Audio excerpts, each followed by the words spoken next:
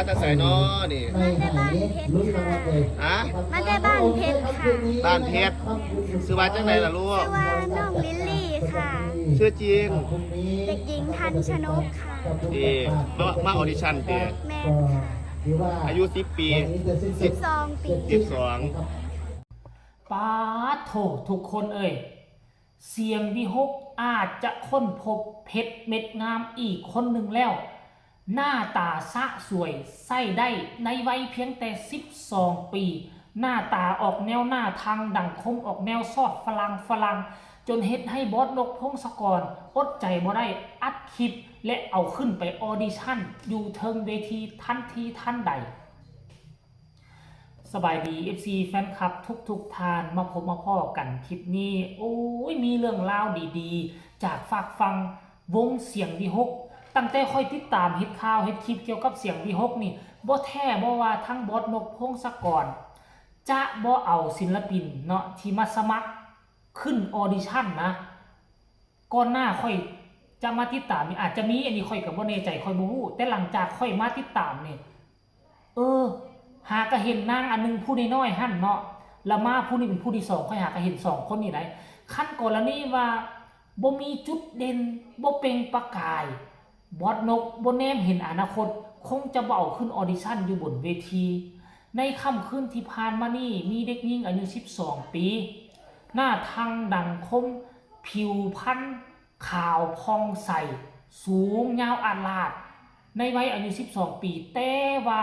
รูปร่างสรีระนี่คือ14-15 ปีพุ่นใด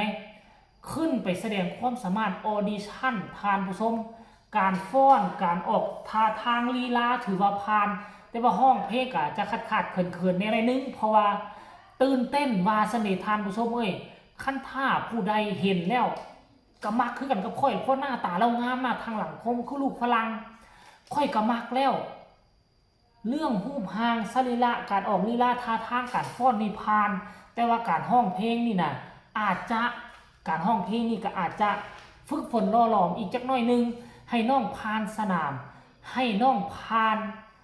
เวทีอีกจักหน่อยนึงค่อยเชื่อว่าคนนี่สามารถปั้นได้เนาะท่านผู้ชมสามารถปั้นได้เพราะฉะนั้นบอสนกพงศกรเห็นแววแนวนี้แล้วจึงตัดสินใจเฮ็ดคลิปจึงตัดสินใจให้ออดิชั่นก็หวังว่าจะได้เห็นจะให้บรรดาพ่อแม่เป็นผู้ตัดสินใจซวยว่าคนนี้จะเป็นเท่าใดคันถ้าหากว่ายอดกดไลค์ยอดกดแชร์ยอดเบิงไลน์ค่อยว่าเป็นไปได้ที่บอสนกพงศกรจะปลุกจะปั้นคนนี้มาเคียงคู่กันกับอาอายสกุลพร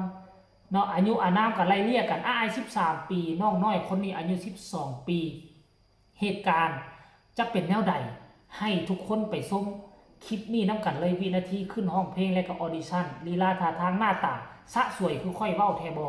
ให้ทุกคนไปชมคลิปนี้พร้อมๆกันเลยมาแต่ใส่น้อนี่มาแต่บ้านเพชรค่ะมาแต่บ้านเพชรค่ะบ้านเพชรซื้อมาจากไหนล่ะลูกชื่อว่าน้องลิลลี่ค่ะชื่อจริงเด็กหญิงทันชนกค่ะดีมาออดิชั่นเดียแม่ค่ะอายุ10 ปี12 ปีอยากมาเป็นหมอลำบ่ลูกแม่ค่ะเอาไปลองซื้อไปลองฟังมาดูว่าสิทานบ่ผ่านนี่ให้เจ้าของอยู่นะครับมาลุ้นให้เจ้าหน้าที่เราแกะให้นะครับมาให้เจ้าหน้าที่สาวเชิงอ้อแกะให้ครับเนี่ยครับเคยรุ่นรางวัลตำแหน่งนะครับสวัสดีครับมาอยู่บอกพี่น้องด้วยสวัสดีครับชื่อเพื่อนนะครับเพื่อนยี่ห้อเป็นคนอำเภอไหนภูเขียวชัยภูมิวันนี้มาออดิชั่นเนาะวันนี้เพลงไหนลูกน้ำตาหล่นบนเขื่อนลำปาวน้ำตาหล่นบนเขื่อนลำปาว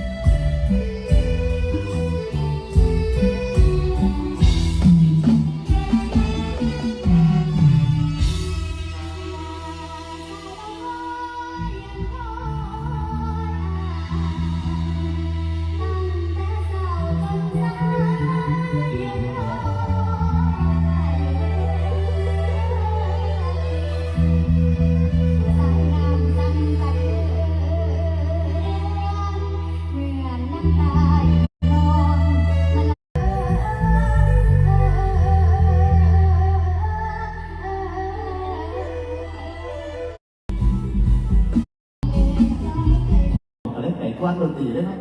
มันตื่นเต้นตื่น โอ้ว่าตื่นเต้นนักดนตรีก็จะไม่ว่าเฝ้ายิบให้มันท่านนักร้องเลยทางบ่พี่น้องทางบ่โอ้ยสิว่ามีศิลปินอยู่ว่าเพื่อคู่เขียวเสียพุ่มสมบัติเนาะวันนี้เนาะโอเคครับลูกไปต้องไปเบิ่งหัวล่ำถาเดี๋ยวพอสีทับเกณฑ์หาขึ้นป่าเลยจ้ะเด้อครับ เห็นบอทุกคนเป็นอย่างที่ผ่านมาจึงบ่เห็นทั้งบอสนกออกมาออดิชั่นกับเพราะว่าตามที่ค่อยคิดนะเพราะว่าอันที่หนึ่งยังบ่ทันปิดฤดูกาลง่ายๆที่ผ่านมาเนาะอันที่หนึ่งนะอันที่สองก็คือยังบ่ทันฮู้เธอว่าทีมงานเก่าของตนเองจะลาเอาลงจากคนจะออกไปจากคนอันนี้บ่ฮู้